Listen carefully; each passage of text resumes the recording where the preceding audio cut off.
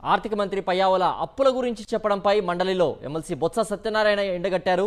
గత వైఎస్ఆర్సీపీ ప్రభుత్వంలో ఆర్థిక విధ్వంసం జరిగిందని కూటమి ప్రభుత్వం అనవసర ఆరోపణలు చేస్తోందని మండిపడ్డారు. ఆర్థిక విధ్వంసమే జరిగితే ఈ 10 నెలల కాలంలో 93,000 కోట్లు కూటమి ప్రభుత్వం ఎలా అప్పులు చేయగలిగిందని ప్రశ్నించారు. ఆర్థిక విధ్వంసం జరిగినప్పుడు పరపతి లేనప్పుడు అప్పులు ఎలా ఇచ్చారని అడిగారు. ఆర్థిక మంత్రి పయ్యావుల కేశవ్ రాష్ట్ర ప్రభుత్వం అప్పు ఎంత చేసింది కూడా చెప్పాడని తెలిపారు. ఆర్థిక విధ్వంసం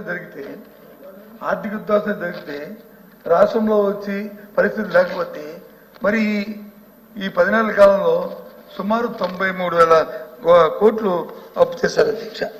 సుమారు 93,000 కోట్లు అప్పు చేశారు అధ్యక్ష. 93,000 కోట్లే కాదు అధ్యక్ష.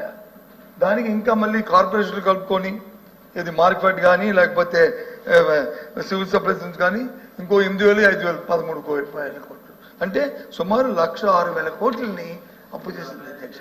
మరి ఆర్థిక విధ్వంసం జరిగినప్పుడు నీకు పరపతి లేకపోతే మరి ఈ దేశంలో మరి ఆ పరపతి సంస్థలు ఏ విధంగా ఇచ్చాయి అధ్యక్ష? అది కాదు కదా అధ్యక్ష. అది కంటిన్యూస్ ప్రాసెస్ అధ్యక్ష. అదేదో ఈ ఒక్క రోజే మేము చేసినట్టు గత 10 సంవత్సరాల్లో గత సంవత్సరం చెప్పారు.